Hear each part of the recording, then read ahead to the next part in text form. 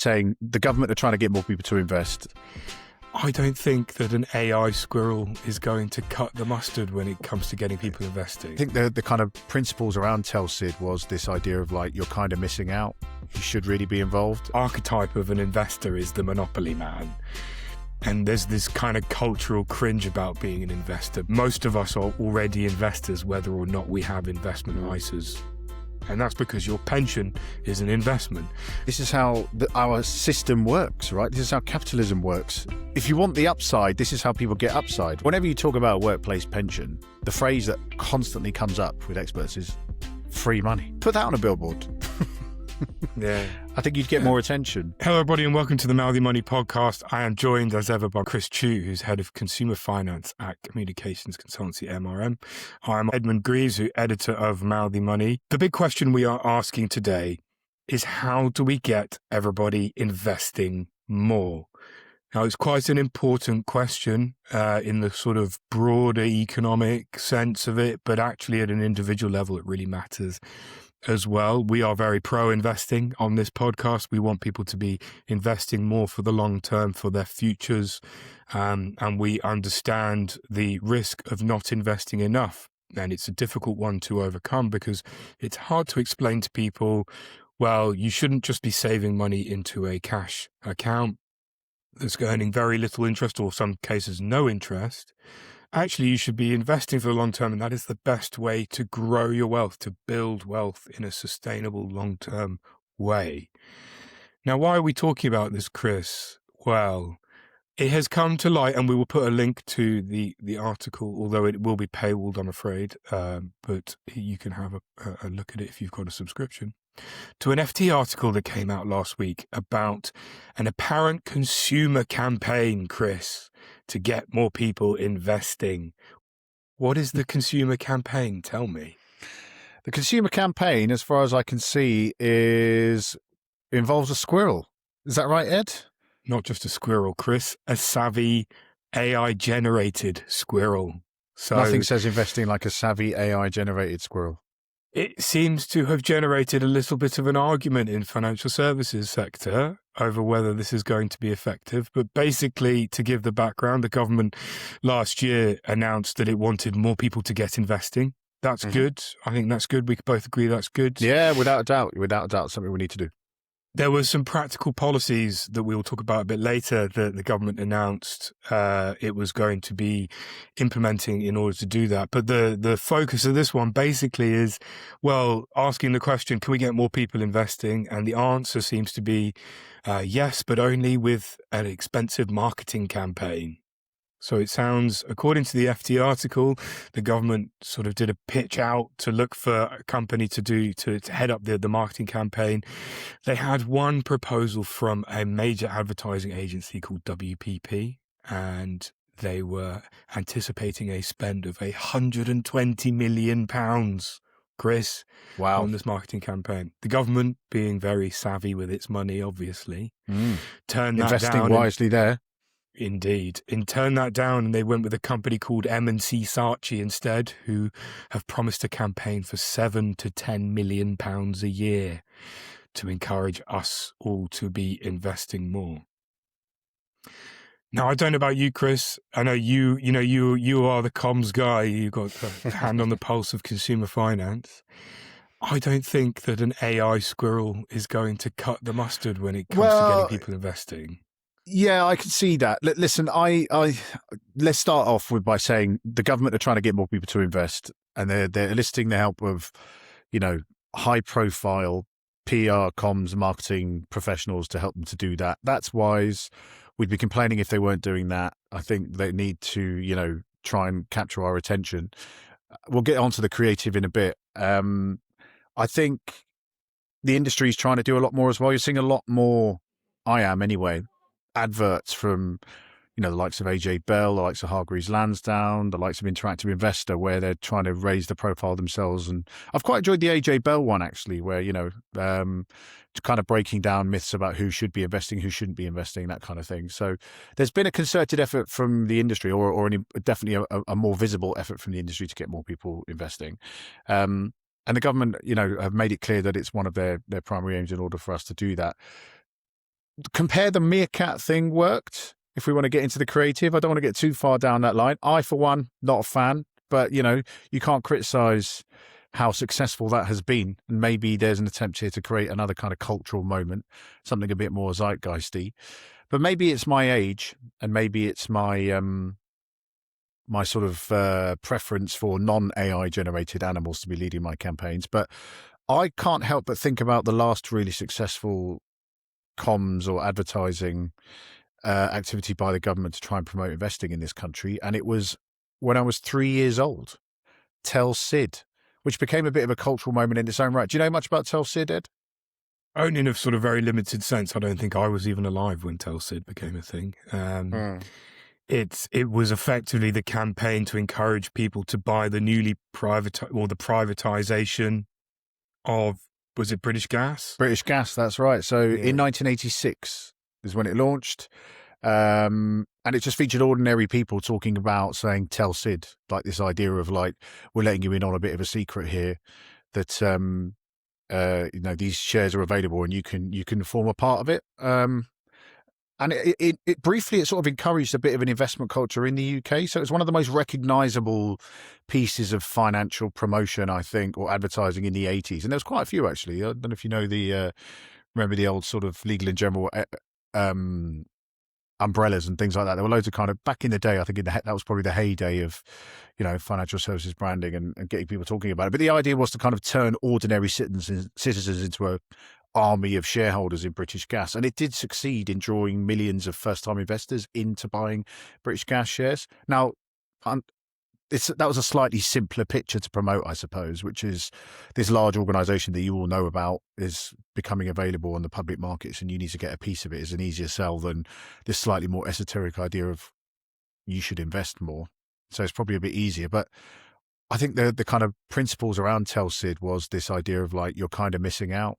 You should really be involved. And it was a bit more serious. It maybe not a little, maybe, by what I've seen from this kind of Squirrel campaign, it's a bit more irreverent and lighthearted. And maybe that's more of the era, but, I take investing quite seriously, Ed. So, I'm more of a TellSid guy than a Squirrel guy. That would be my take on it. I think the interesting thing there is that the TellSid campaign was a specific targeted message, right? In the sense that TellSid, you can buy British Gas shares or whatever. And that has there's a specific story there that you're telling, right? And I know you like a good narrative. Yeah. There is specific focus in that. Was that perhaps, do you think maybe that's why, and like you kind of pointed to it there, like just telling people to invest more and then leaving it at that, it's more diffuse. It's like, what do you do? Okay, well, maybe I do need to invest more. I don't know what to do about that. How am I supposed to enact that? Is that perhaps the issue? Yeah, there's a bit going on here. I think first and foremost, there's some. I've done sort of research with clients about this before, and I did something with a client of mine, Scottish friendly, a few years back, talking about this notion of investophobia. There's a fear that a lot of normal people have that markets, well, the phrase we use, markets can go down as well as up, right? Now, if you look historically, they tend to go up over a longer period of time, but you have to point out the fact that they can go down as well.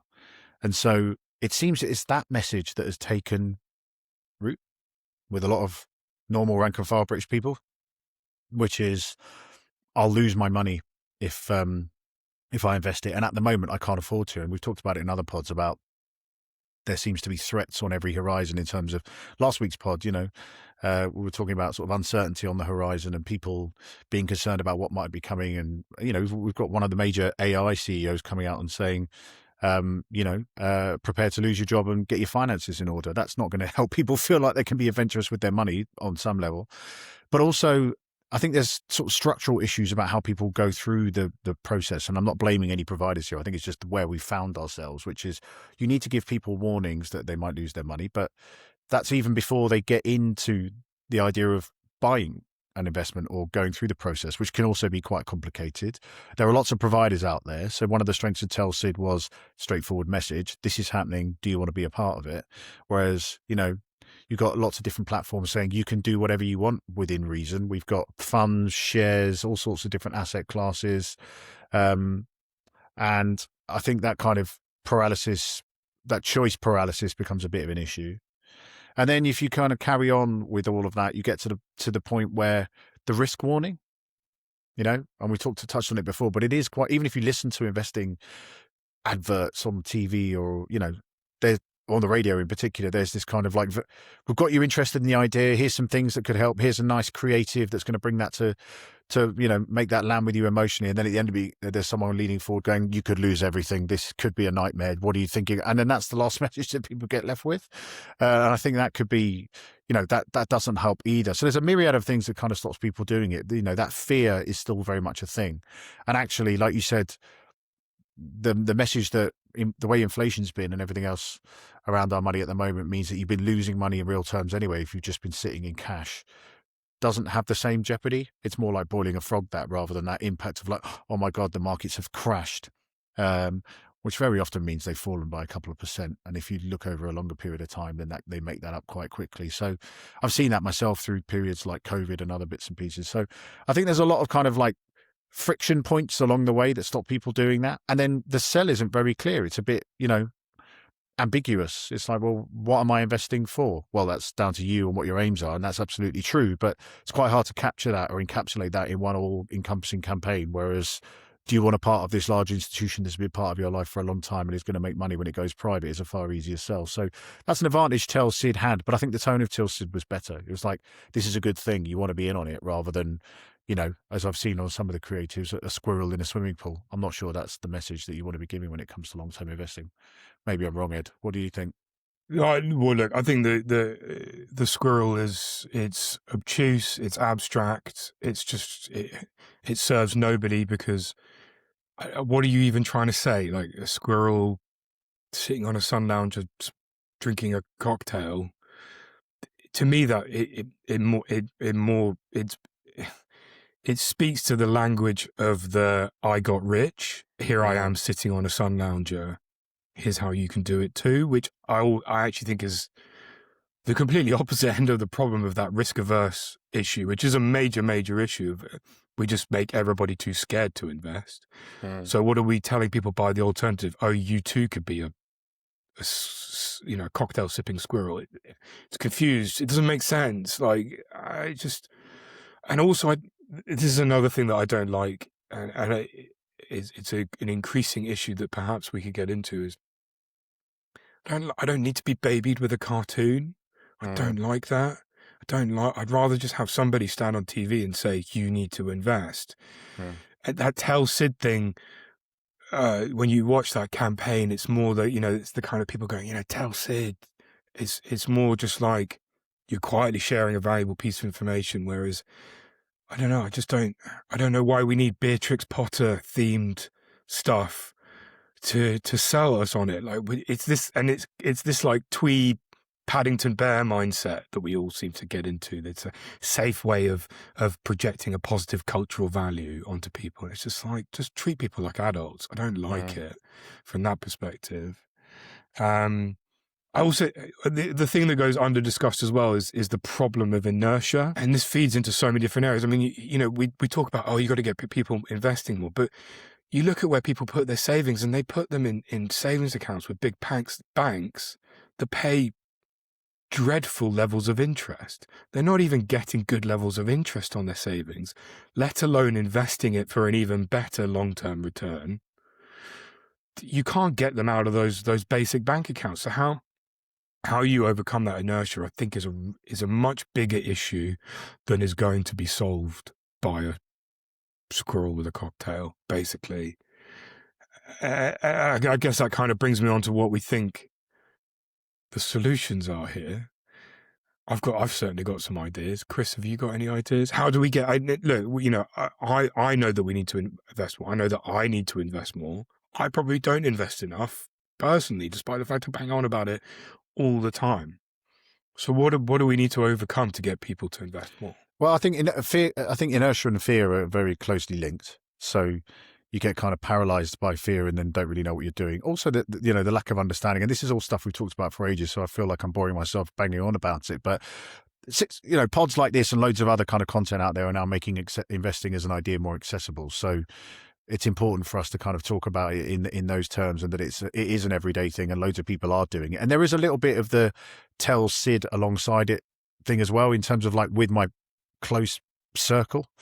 So, you know, I have friends who know I do this, right? And so they'll come on and go, so what are you doing? How does that work? And I think talking about it more, a culture of talking about what you're doing, and when it comes to your money, and a rising tide can kind of help everyone. It's not like, you know, if I'm getting returns off a MSCI index linked world fund or whatever, that my mates down the road can't do the same thing. It's like, it's not, you know, it's not a zero sum game in that respect. I don't win and then they lose. It's like, we can all win on this sort of thing. So a bit more of that kind of collective spirit around it, and a bit more of that collective conversation about it can only help. And that's why, you know, you and I are on here and talking about this as much as we can, to try and make that point. And then I think just a bit more of an, like you said, a squirrel sat in a swimming pool doesn't really paint a realistic picture of what I want my future to look like. I think this is where kind of things like junior ISAs are clear. And actually what's more focused to me is focusing my mind on investing has been the student loan debate. You know, it's like, well, actually, I was talking to my 4-year-old yesterday about investing, weirdly, because I am that boring, over the dinner table, and pointed out that she has this junior ISA, this thing where, you know, daddy saves money into it for her, and she's going to need it in the future to buy things that she might need. And she's like, yeah, like maybe a house or a chair or a table or a washing machine. I was like, well, I think I can lend you the money for a washing machine. You don't necessarily need to invest to get that. But it was just trying to get that kind of conversation started, which is, this is a long-term thing that exists and that you need to feed and keep feeding. And the student loan discussion is in my mind because it's unbelievably expensive. So I want to remove one of the issues that she might face in the future to try and maximize what she wants to do with herself.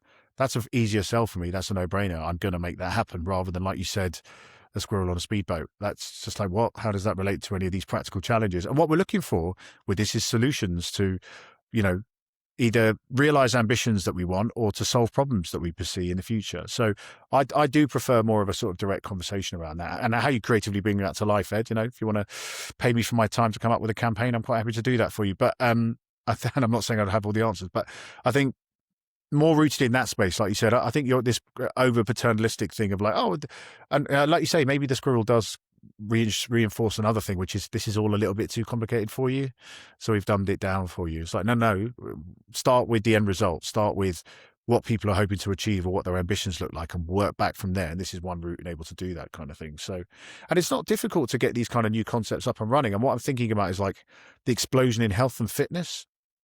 You know, loads of people talk about kind of macros or tracking their calories or wearing wearable tech that means that they can, you know, do exercise in certain heart rate. If you had a conversation with the average man or woman on the street, I think they'll be able to tell you more about that than they would about investing. So why don't we, you know, and that's just because you make it clear what the health benefits are, what the goals should be, how to achieve those, and then you pepper that with education in the wider media, and suddenly people upskill quite markedly and start to see better outcomes. So maybe we could borrow something from that side of things. I think being a bit more serious, making sure it's not overwhelmed with data, but just enough to quote the Stereophonics said, just enough education to perform, right? That's what we need. So there you go. I think, yeah, I mean, I think it's a really interesting point about how looking at how how it's done elsewhere.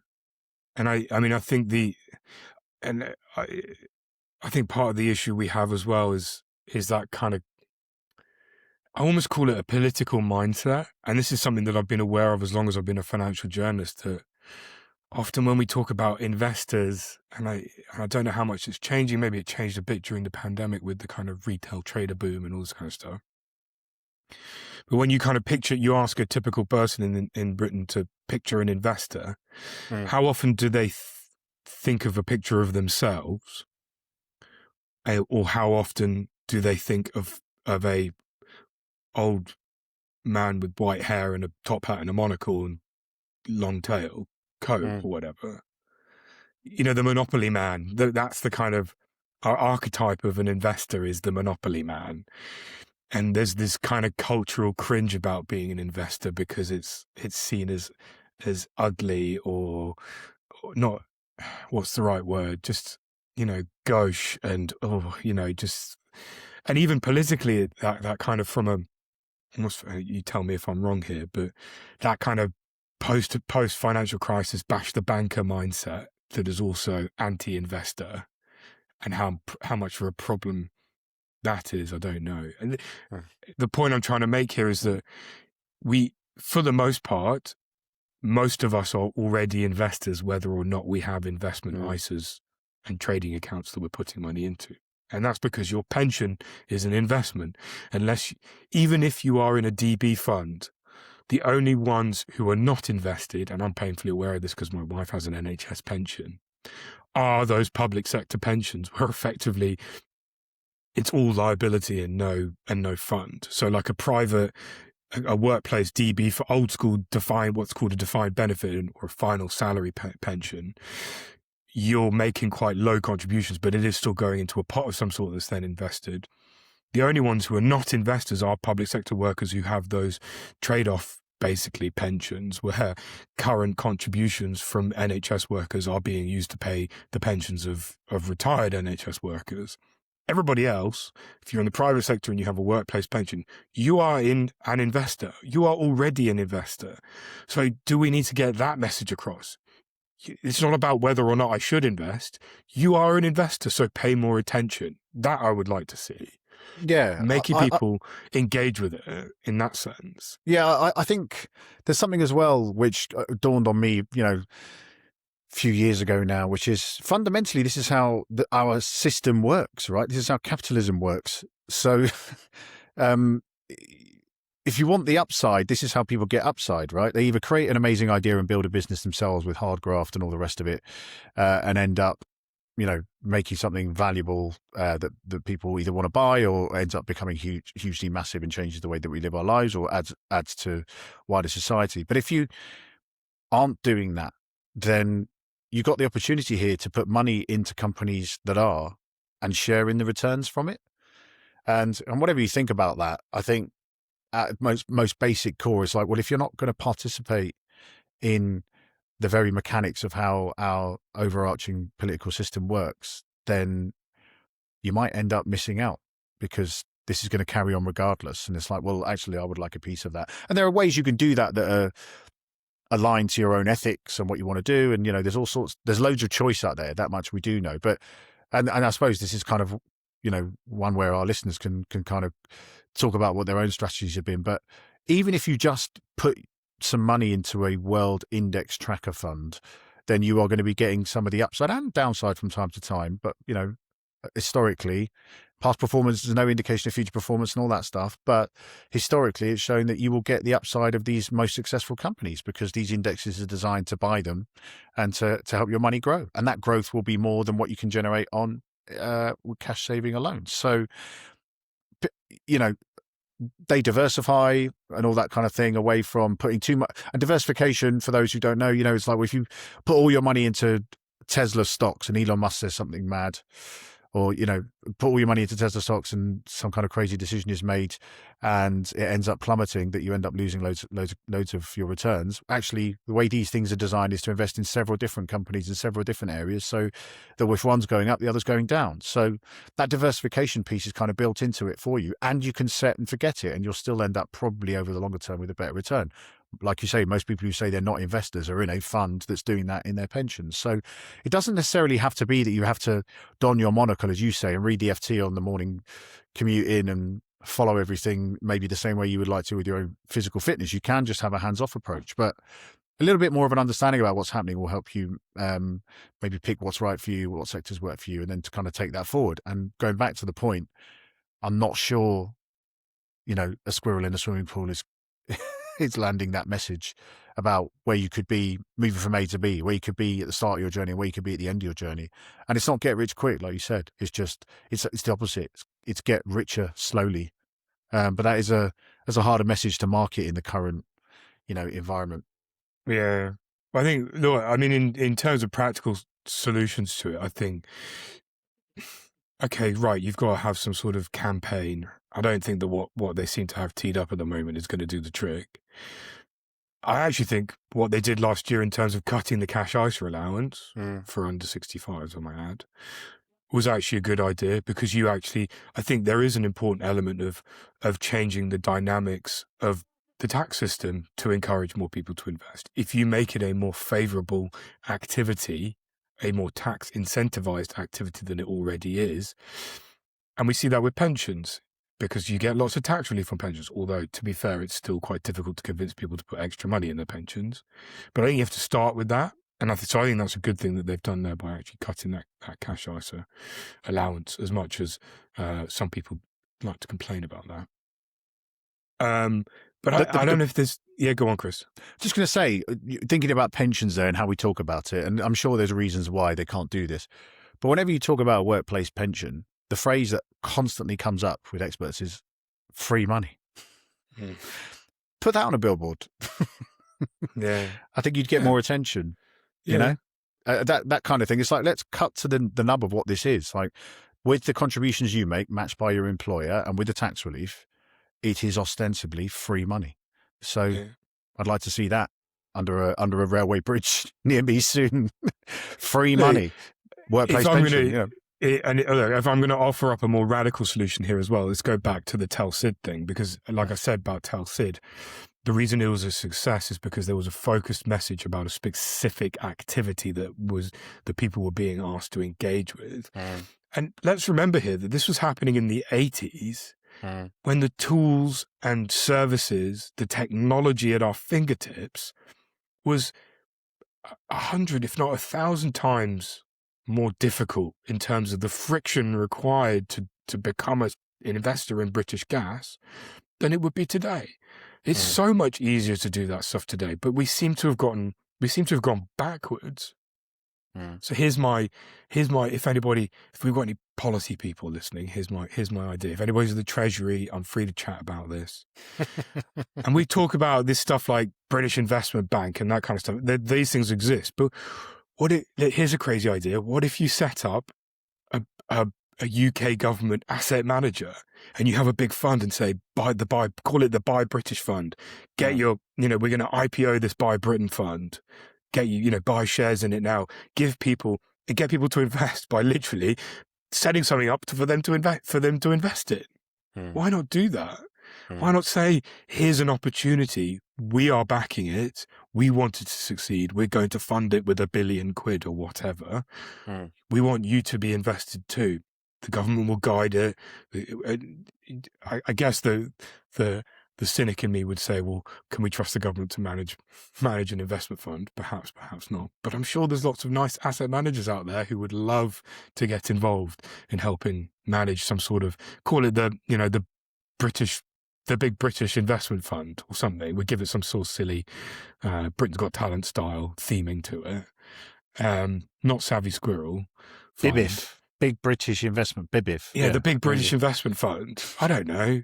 Like, I'm thinking on the spot here, Chris, but it's... Yeah, we're brainstorming now, aren't we? No, it's something direct that people can aim their intentions at, instead of just, like you say, this diffuse, oh, you should be invested more, which just... What do I do with that? I don't know. That feels to me like something that would be more exciting and innovating and, attention grabbing, I guess. In the same way that the TellSid was, because of that clear message. I think the point you make about barriers to entry being lower than ever is key. And that's the flip side to what I was saying about, too much choice. Well, the good news is that you can invest cheaper than ever before. You can do it at your fingertips. It takes a few clicks. All right, there's still a little bit of paper stuff to kind of confirm getting started. But once you've done that, I think you can invest with as little as £100 a month, with most providers, or with a lump sum. And you can follow it closely. Like, as we mentioned before, I log on to my investment apps probably far too often, just because I'm interested in what's happening, what's moving, why it's moving. And it makes you more engaged, more kind of aware of what's happening in the world out there. And that helps you to make a better plan. And as we always say on this show, you need to have a plan. So I think, there's never been more in your favor as a retail investor with the options that are out there. It's just making sure that you find the stuff that's right for you and that you're not, like, as you say, chasing get-rich-quick schemes that, unfortunately, this current campaign seems to echo, which seems like the wrong end of the market to be looking at. But anyway, maybe they'll prove us wrong and this will drive a whole new boom in retail investing. And I hope so. Maybe we'll just come across in 6 months' time as two cynical middle-aged men moaning about nothing, which, could well be the case. But what's the important thing is that in order to turbocharge your money or to make sure you put boosters under your money, you do need to be engaging with this stuff. And it doesn't take as long as you think, and it isn't as hard as you think. And there's lots of stuff out there that can help you to do it better than you are now, certainly, and maybe even really well. So, tune into Mouthy Money. There are lots of other people out there talking about it too. And try and kind of get yourself used to the idea, and don't be put off too much by things that, those kind of nagging doubts in the back of your mind. I mean, if you've got it and you've got your kind of emergency fund set and you're on a sort of stable footing, then do consider it, because it will touch wood, it will lead to better outcomes in the end. Positive note there, I think, on which to wrap things up. Do let us know in the comments if you, what was your kind of light bulb moment that got you investing? Are you thinking about it? What's stopping you? What's holding you back? I think we're super keen to hear and understand what people think about it. Do you talk to your friends about it? We'll certainly be interested to hear that, whether you're getting the conversation going. So let us know. So I think that's about wraps us up. Chris, thank you as ever. My pleasure. And thank you everybody for listening in. We shall see you all very soon. With that, thank you and goodbye.